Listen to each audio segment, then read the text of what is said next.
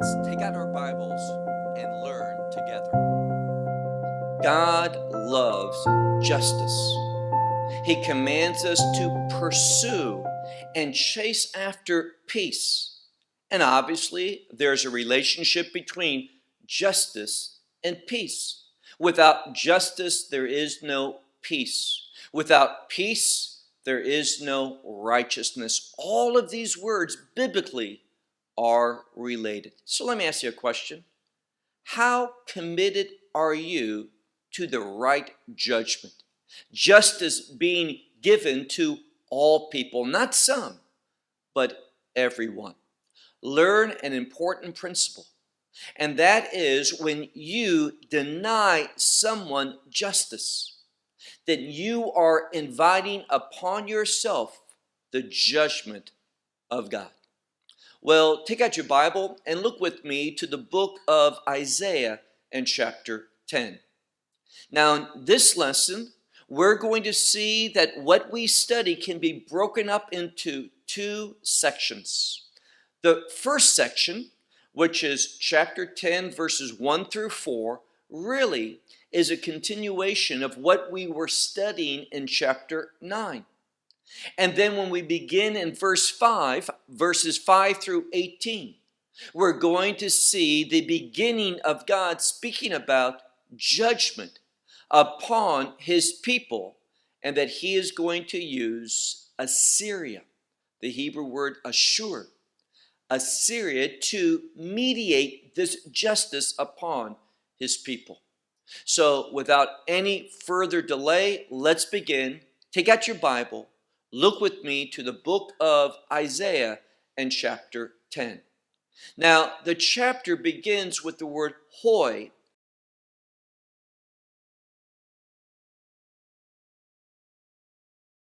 which is a word of admonition. It is a warning.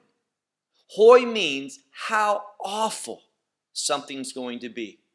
It is a term of stopping. It is command, cut this out. Do not continue in this way, because if you do, the outcomes are going to be disastrous. So when we look at verse 1 of chapter 10, we see that phrase, woe. Some Bibles in English will translate it alas, which simply means something bad is on the way, so we need to change our behavior. So he says in verse 1, woe to the ones who legislate legislations of wickedness. Now, it is oftentimes translated those who make laws, and that's fine. It's not the word Torah, which is instruction, oftentimes translated with the word law, which is fine. But its root here is the word chok, which is a judgment. It is a decree. So he's warning, he's saying how awful it's going to be to those who make legislation. And this legislation is legislations of wickedness. And letters, and this is a word for, in modern Hebrew, it's just that. It's a word for writing a letter. But in ancient Hebrew, this term could be for a written decree that was sent among the people and read publicly. So it's a sense of a proclamation. And again, these are proclamations that are written, that have a outcome of, the Hebrew word is amal, which is that which is troublesome, that which brings grief. So God says, woe to those who make legislation and have proclamations that are wickedness, and the outcome of such wicked decrees is grief for others. There's going to be people who are suffering. So learn this principle. When I am part of something that denies someone else justice, receiving the right judgment, when I deny someone, or when leaders deny those in their society, citizens, of justice. It is going to produce wickedness. It is going to be something that causes grief and trouble, and God's aware of that, and he says, woe to such individuals. Move on to verse 2. Here we have a word of distortion, that which twists or refrain. It simply places upon an individual something, and the context is something that is not good. So who places upon the dalim. This is those who have meager resources. It is a synonym for the word poor. We'll come to the word poor also in this verse in a moment.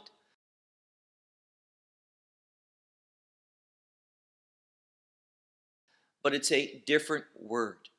There are those who are in poverty, and there are those who have such meager things in their life. And usually when someone is in that situation where they have great lacking, they also have very little power within that society. So God watches over them. And he again warns those who basically denies judgment from those who are poor.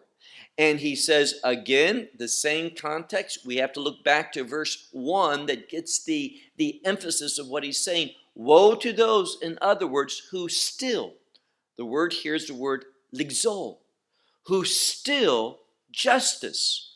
Justice from who? The poor ones of my people. So he's warning his covenant people. God has higher expectations for them. They have been given his instruction, his law, his Torah, his commandments to regulate society, to teach us how to behave. And the leadership here primarily of Israel, but also that southern kingdom, Judah. They are kingdoms of injustice, whose judgments are judgments of wickedness, who deny, refrain, distort those proper justice for those who are weak in society. Keep reading in the second part of verse 2.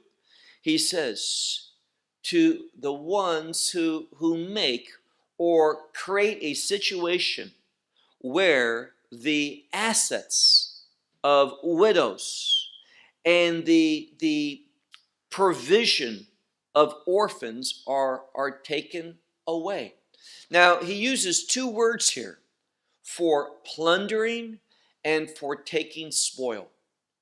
And he's talking about how in society it's no different. He uses language which usually refers to an army coming and defeating a people. And because of this army's victory, it can just take away the assets, the resources, the wealth, the provision of those who are defeated. And we usually use those terms, spoil or plunder or booty, those three words, in order to describe this.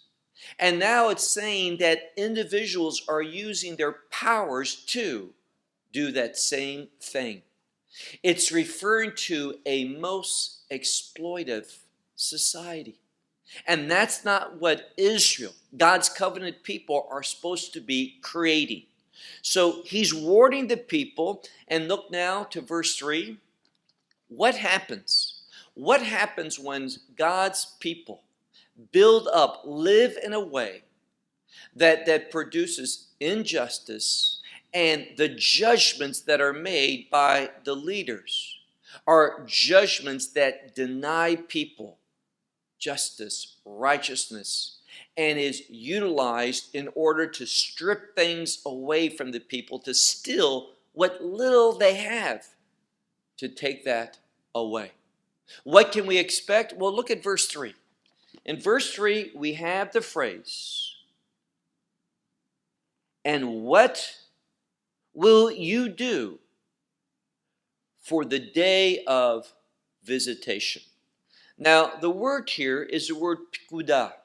Usually the word pekudah is an order, a commandment. For example, it's oftentimes used for a military officer commanding one under his authority.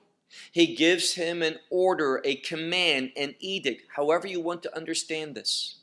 But this word in the verbal form is frequent within the prophets, especially the prophet Jeremiah. And it speaks about God getting involved, God coming into a situation. And God, when he gets involved, he's all in. He's totally involved in what captures his attention, where he is moving. And it can be to deliver people or punish people. And this context is the day that he visits, and visits for judgment.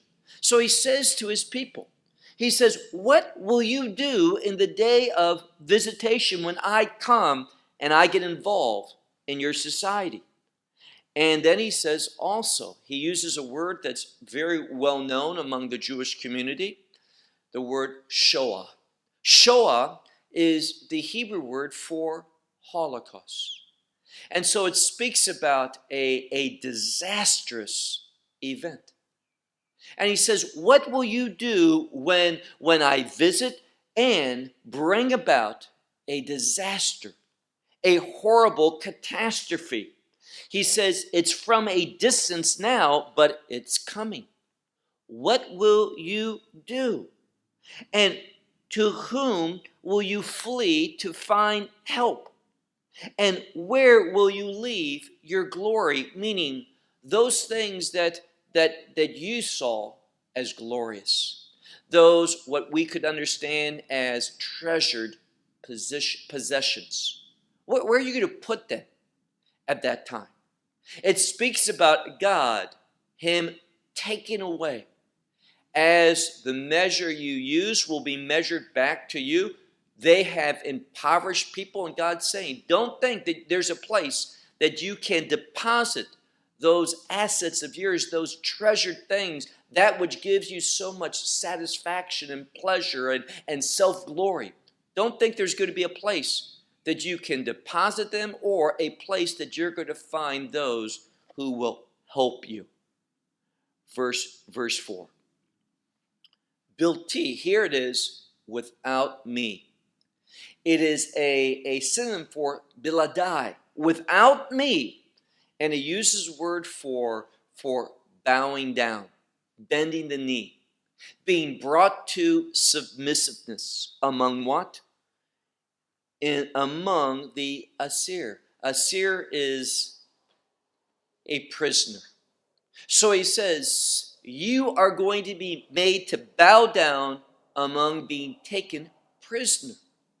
Secondly, he says, keep reading in this 4th verse, and also in the midst of the dead, that they will fall. He's saying here, some of you are going to be taken prisoners, others of you are going to fall among the dead.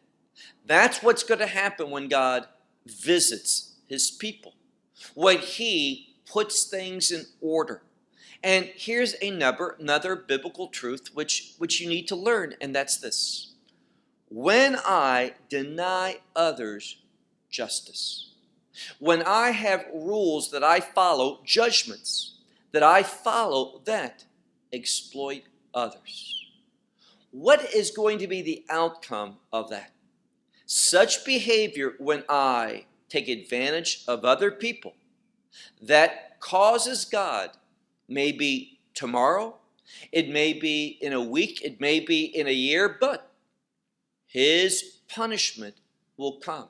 God's going to get totally involved in that situation.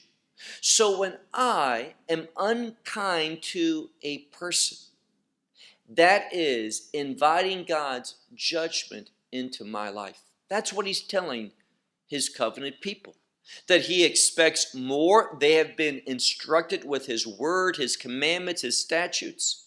And when they take this and reject it, and legislate things which are of wickedness, things that deny justice to the poor, the needy, the widow, the orphan. Such behavior, notice what it says, such behavior will bring you to submissiveness in prisons, or will cause you to fall among the dead. Look at the end of verse 4. This is the fourth time. When we were in chapter 9, it appeared 3 times. This is the 4th time that we see this phrase. Bekozot lo shav apo.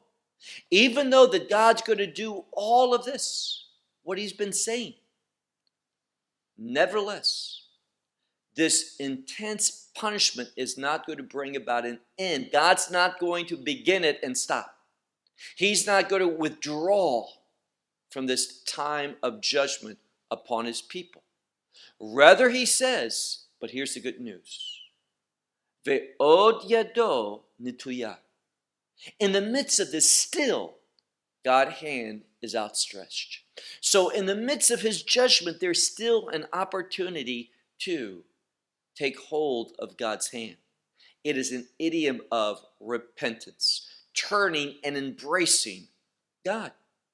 But if one doesn't, don't think that God's going to stop this judgment. And we see, primarily, this is going to be a judgment of the northern kingdom.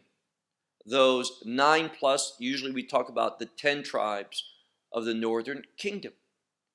And we know that that judgment really hasn't ceased, because there was not a formal redeeming of those individuals, bringing them back to the land like there was for the southern kingdom out of Babylon. We never saw that. Well, let's move now to the second session, or the second section of our study today. And this deals with how God is going to punish his people. This day of horrid outcome, this day of a catastrophe, God is going to bring his judgment, but there's going to be a vessel of his judgment. And who is that? I've already mentioned to you. It is Assyria. God is going to use Assyria, just like for Judah in the future. When I say future, Isaiah's time, he is going to use Babylon to bring about Judah's destruction, which he did over 2,500 years ago. But this is 2,700 years ago, what we're reading now. And the focus primarily, it foreshadows what the Babylonians are going to do, but its primary focus here is on Assyria and what happens to the northern kingdom. But Assyria does inflict a degree of punishment on that southern kingdom, Judah. Look now to verse 5. It begins with that same word, hoy. How awful, alas, woe. So he says, woe to Assyria, or we could say simply woe, because of Assyria, who has the rod or staff. Now, there's 2 words that we're to come across. The word here, shevet, and then the word mate. And both of them are very closely related to a rod or a staff. So it's not so important how we translate one and compare it to another, but it's the rod and the staff. So these 2 words. And he says, woe, and properly he's still saying woe to his people. Why? Because Assyria has the staff of my anger. And the rod, it is in their hand. And this rod represents Zami, which is my wrath. So God here again, oftentimes prophecy is poetic. It's speaking about God prophetically using Assyria, that people, in order to bring his judgment, his anger, and his wrath upon that northern kingdom. So he warns them he's going to use them. Verse 6. Against Goy Chanef. Chanef can be translated here as a hypocritical nation. By the way, the word here, nation, is the word Goy. But many times we see God's covenant people being called a Goy. So he writes, still this woe that is going to be against a hypocritical nation. He says, I will send it, and upon a people my wrath I will command it, to plunder the plunder and to take spoil the spoil. So this same words that we use earlier on in our study today, what we saw the people, the leadership doing in regard to the poor, God says he's going to do it to the entire nation. He is going to plunder and take spoil from them, and to put him, that is to put his people, mirmas. Mirmas is a trampling. So he is going to make them to be trampled as, notice how this verse ends, trampled as the Homer. Now, some will say it's the word mire of the streets. The word streets appears here. But it's a word for the material. And you have a street.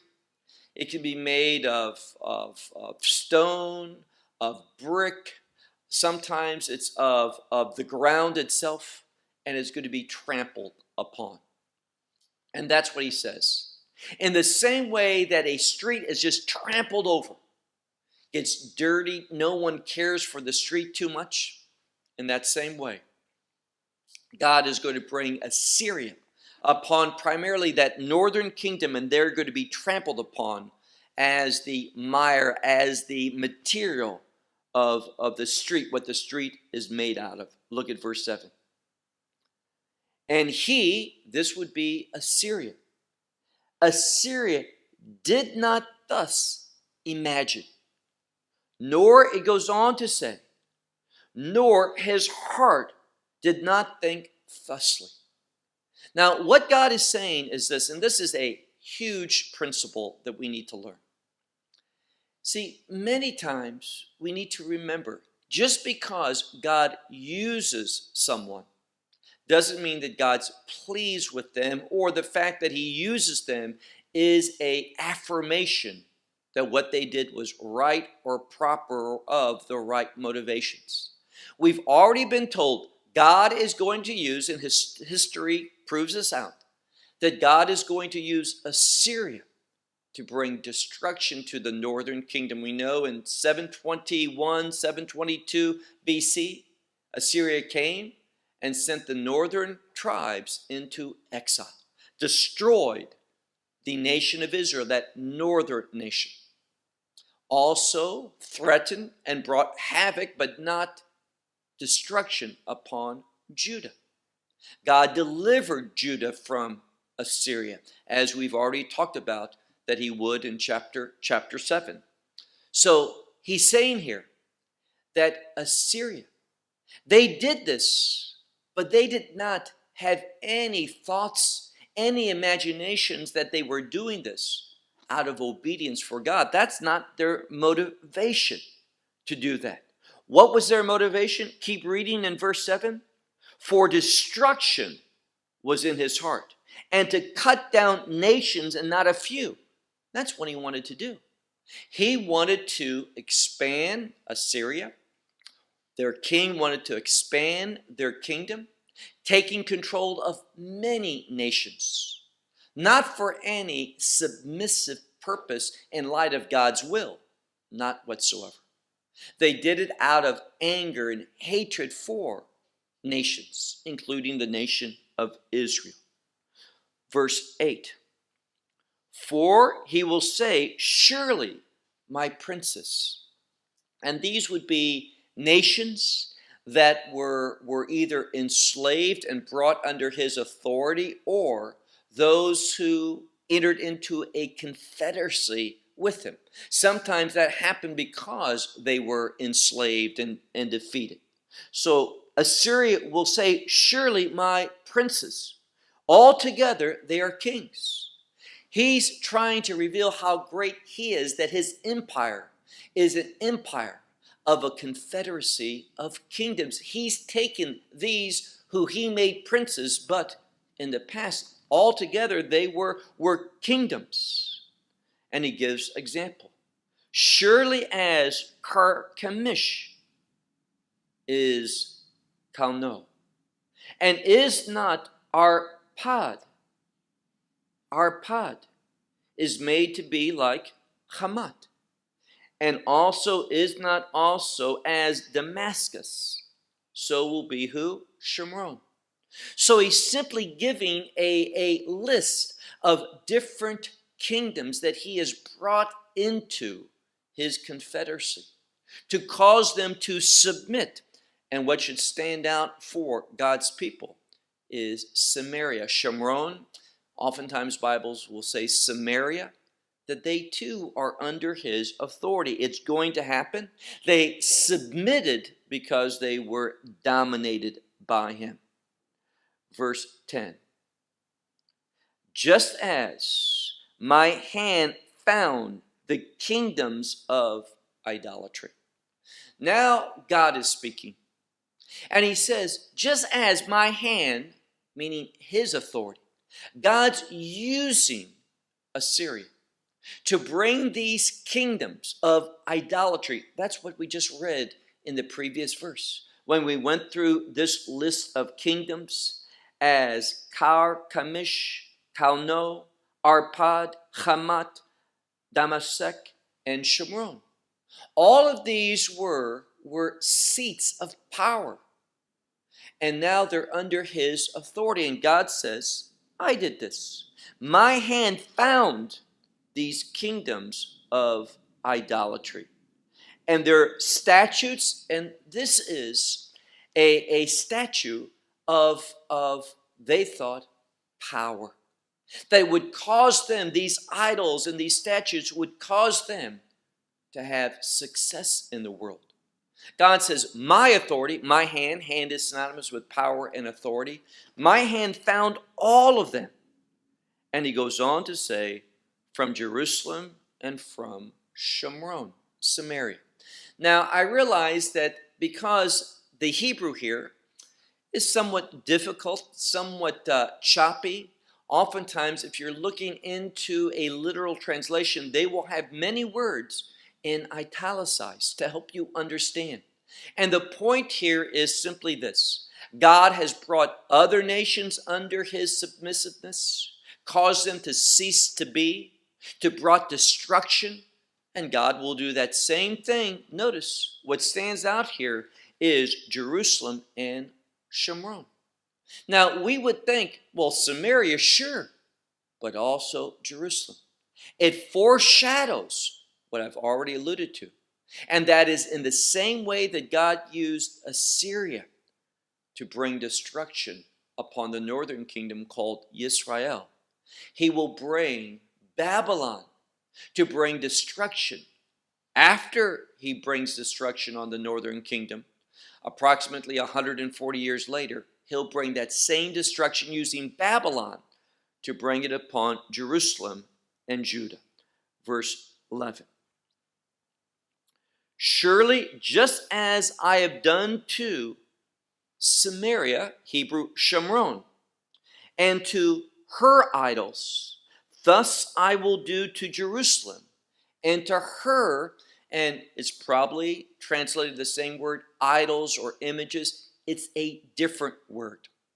Now, what's interesting is that this word is related to perhaps designing something. If you look carefully at it, we can see that it has to do with itzuv, which is designing. But it's also designing, usually specifically biblically, not in modern Hebrew, but biblically, designing or making idols or images. And that same word here is derived the word atzuv, which is sadness. Now, it teaches us another wonderful principle. And that's why it's so important to pay attention to the original language. And I realize, and I commend those who do this, who go through and examine the text. But here's what happens. Oftentimes when we look at resources, especially Christian resources in Hebrew, they are oftentimes very inadequate. They will not give you a full tracing of that word. They give you many times just the predominant understanding. So they might, for example, and I did not look this up, but they might simply give you the definition to design or an idol or an image, that this is what this word means, and they'll never tell you that this same word is used to bring grief or sadness. So many of the things that we have in English, they are how can I say, condensed and goes for the predominant, but doesn't do the tracking well. And sometimes they base their definitions and terms that they use for defining a word on predominant texts where this word appears, and not in secondary texts. And they don't show you the relationship between the predominant definition and a secondary definition and how they're related. That's where the real beauty is of doing original language studies. So the principle we have here is when we design images, the outcome is we're making ourselves sad. We're bringing grief upon ourselves. So never, when you invest in doing thorough word studies, and thorough word studies is not just simply going to a biblical dictionary or strong concordance or some software and seeing the 2-3 word definition that they give. That's inadequate. It's time.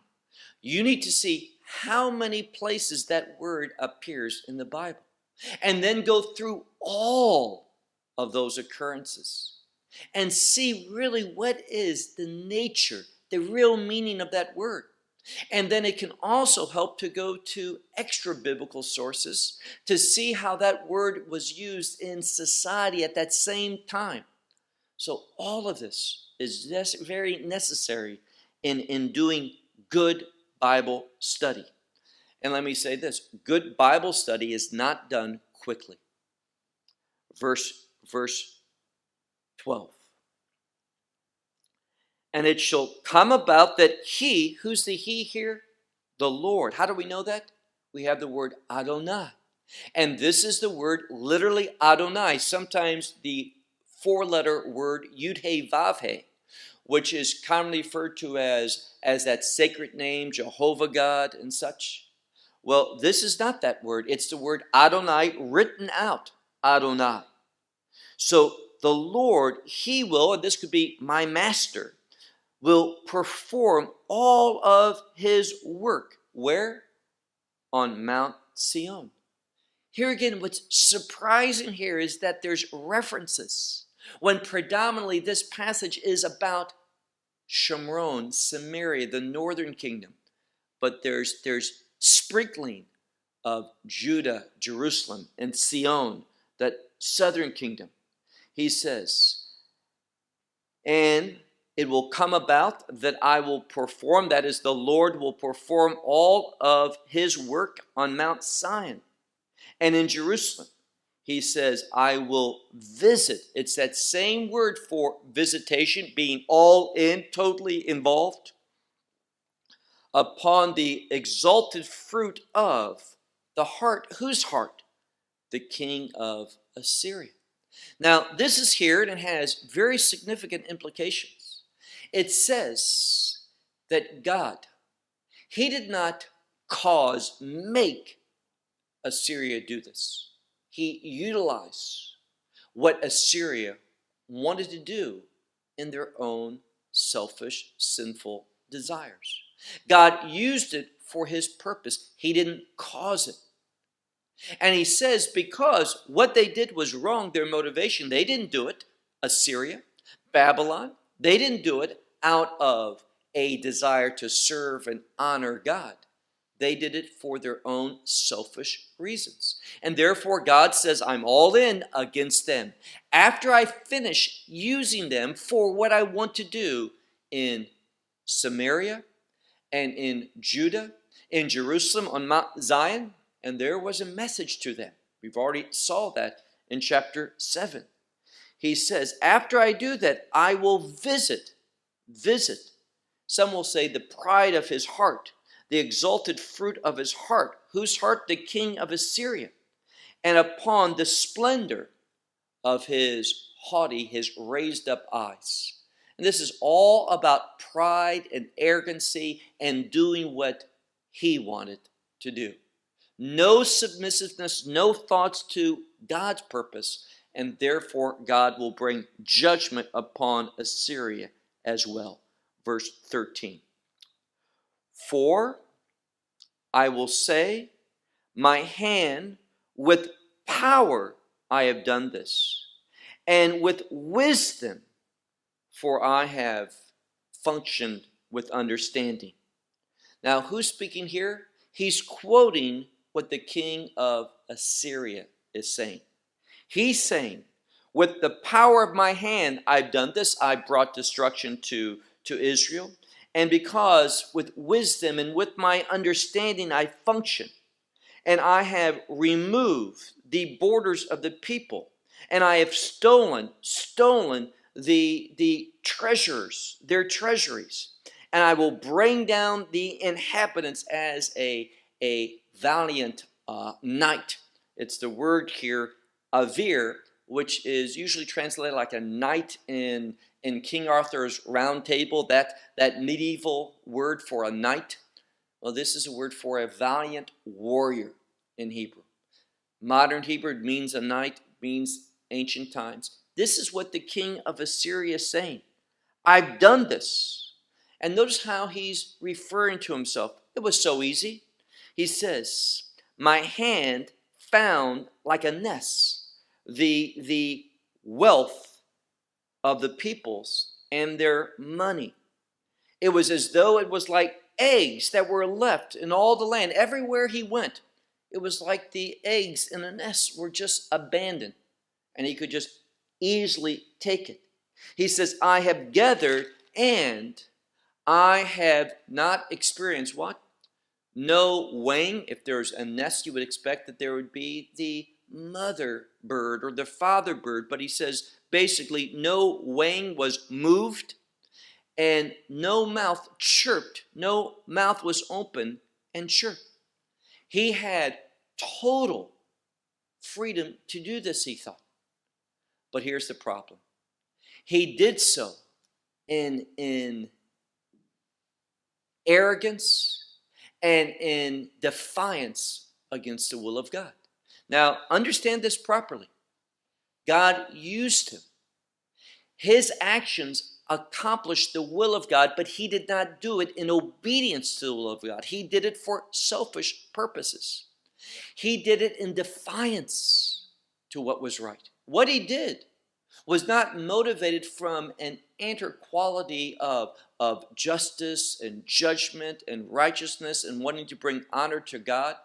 That's not why Assyria did that. He did it, and he gives an example. Look at verse 15. Now, the first letter of the first word in verse 15, it's word ha-yit-pa'er. It's a word, pa'ar is a glory. Because it's in the hit-pa'el, it's a reflexive. It is to make oneself glorify oneself. And God asks a question. The first letter makes it a question. And he says, should an axe glorify itself over the one who chops with it? So if the end result of this work, where you see the wood stacked up, is the axe the one that should take pride in that, or the one who used the axe? Obviously, it's the one who used the axe. And should a saw exalt itself over the one who saws with it? Obviously, no, it's the one who uses it that gets the glory, not the saw. and as one who, we might say, moves the staff. Should it do so against the one who raises it up? And the one who raises it up, the rod, okay, as though that he's not wood. So the point is this: a rod or a staff is usually made out of wood. And should that wood see himself greater than the one who utilized and perhaps made that staff? Obviously not. What God is saying is the pride, the arrogance of the king of Assyria was what motivated him. He gave no thought to his creator, to the Lord God Almighty. He did this with all pride and arrogance of his own self. And therefore, look now to the next verse, verse 16. Therefore, the Lord, this is the word ha-adon. We have the word Adonai, which is a form of this word, Adon, which is the master. Now we have the word Yud-He-Vav-He, the Lord of hosts, will send leanness, that which is skinny among the fat ones. So he's saying here, they're going to experience judgment. They may have had plentiful things, but they're going to go into leanness, into scarcity. And they're also going to experience, instead of his glory, meaning the king of Assyria and all of his glory, he is going to find that he, that is the Lord, will kindle a kindling of fire. So Assyria, God is allowing them because it serves his purpose, God's purpose. But the king of Assyria isn't interested in God's purpose. He is not acting, behaving in submissiveness to the will of God. None of that is an interest to him. God can use that for his purposes, but in the end, the king of Assyria and his empire are going to experience the judgment of God. Fire is going to be kindled against him. Verse 17. Now it speaks about here, look at verse 17. Or Yisrael, the light of Israel, will become a fire, and his Holy One a flame. Now, many commentators speak about this as God and Messiah, God the Father and God the Son. So the light of Israel, Messiah says he's the light of the world. He's the light of Israel will become like fire. And his Holy One, the Holy One of Israel, will be a flame. And burn and devour the thorns, his thorn and the thistle in one day. And if you know anything about the judgment that God put upon Assyria, it came rapidly. One day, no more the king of Assyria. His downfall was rapid. Judgment of God. So God is promising to do that, and then he says, keep reading, verse 18. And the glory of his force and of his fertile land, it's the word Carmel, the best land, is going to be devoid of life unto flesh. Meaning it's going to be judged. Remember, the term thorn and thistle means an abandoned land. God is going to cause it to be abandoned. This good land is not going to have any life in it and no flesh, no human existence. It's going to come to its end. And it shall be as, and there's many ways to translate this, it's simply saying that the one who has caused things to be ground up, meaning the one who has brought judgment, is going to melt away, going to be dissolved. So all it's speaking about here, and there's different ways, and it's difficult Hebrew to translate this, but it speaks about that which was will be grounded up, will melt away, will not be any more. Let's look at one more verse, verse 19. And the rest of the wood or the trees of his force, what's left, what remains, he says, they will be in number that even a young child will be able to count them. So what is the end result of Assyria? And what will be the outcome for even Israel from God's judgment? There's only going to be a remnant left. And that concept is so important. So again, we see that when justice is denied, when legislation is enacted that is wicked, it is going to bring troublesome time upon the poor, the weak, the orphan, the widow. But in the end, God's going to get involved totally. He is going to bring judgment upon those, woe to them, that are leaders. And that whole nation is going to suffer. But in the end, there's going to be a remnant. And remember that God can do great things with a remnant. Well, I'll end with that until next week when we conclude chapter 10. May God bless you and shalom from Israel.